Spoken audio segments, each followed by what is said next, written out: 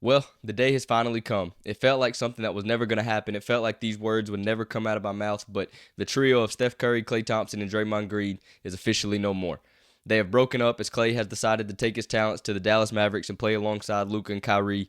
This is, obviously one of the biggest storylines of free agency so far just because it represents the end of something that has been so special for so many fans across the world. Love them or hate them, watching Steph and Klay, the Splash Brothers play together has been amazing, and there will more than likely never be anything like it and will never be anything like those two playing in the backcourt together. But with all the sentimental talk aside, I want to get into what this means for Klay Thompson and the Dallas Mavericks. So, starting with Klay, this is simply a much needed fresh start and maybe the exact type of boost that he needs at this point in his career.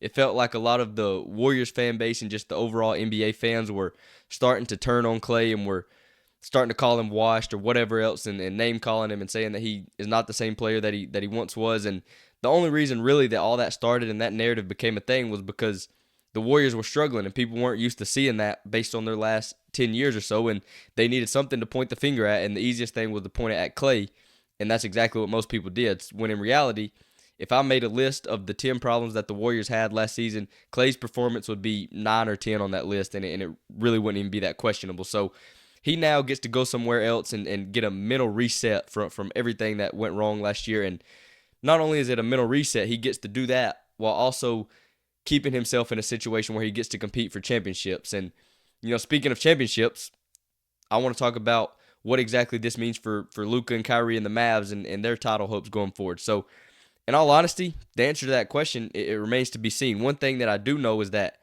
they could not run it back with the same roster that they had last year. I don't want to say that their run was a fluke or anything like that, but they did have a lot of things that went right for them, and I highly doubt that they would be able to repeat it and kind of make that same run and get all the luck and all the positive things to go their way.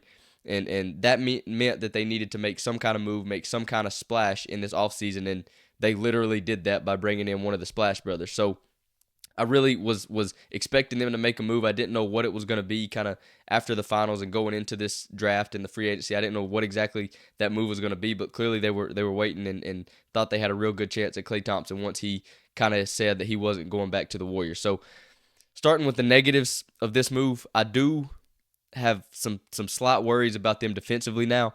Assuming that Luka, Kyrie, and Klay start in the same lineup, that gives them three not so great defenders in one lineup. So you got Luka, who is on and off, and even when he is willing, he's not a great defender, but oftentimes it seems like he's not really willing to guard anybody. Kyrie he's decent when he wants to be, but he has a ceiling with how good he can be on the defensive end of the floor just because of his size and his stature. And then Klay, who once was arguably the best perimeter defender in the league, is just, with those two injuries and his age, he's just not the same defender he was, and he can't keep up with some of these young guys. So it means that one of those three guys will have to guard the other team's best player and best guard on any given night, and that could be just asking for some real struggles on the defensive end.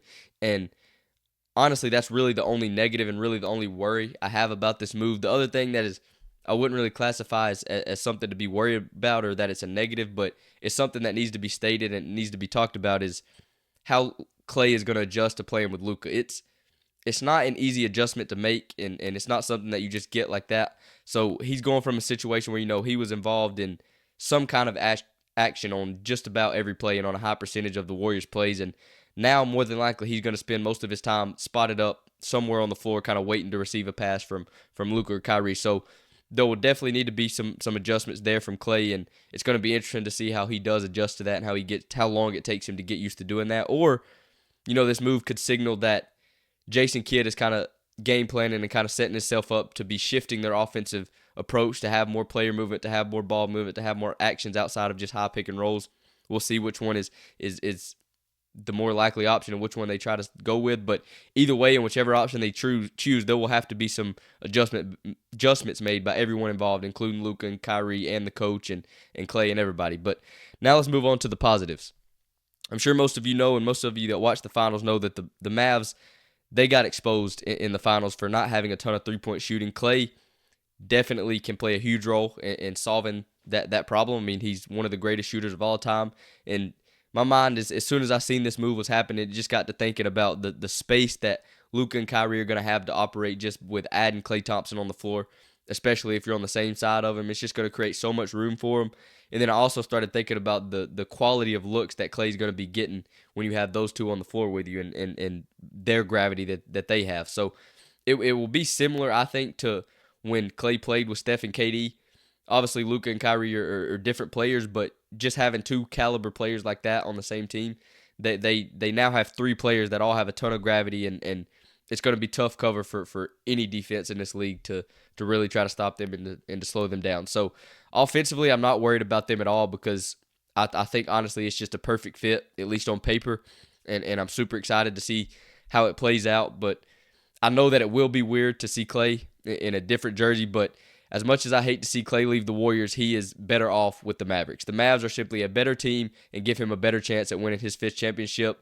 Yes, there will be some defensive struggles because they now have a situation where either Luka, Kyrie, or Klay are going to have to guard the other team's best guard, which could cause a whole lot of problems. But on the other hand, their offense will go to a whole nother level. The finals exposed that the Mavericks have a lack of three-point shooting and really needed some three-point shooting on their team. And, well, Klay Thompson is one of the greatest three-point shooters ever. So on paper, this is a match made in heaven, but we all know that the game is not played on paper, and all we can do is wait and see how it pans out.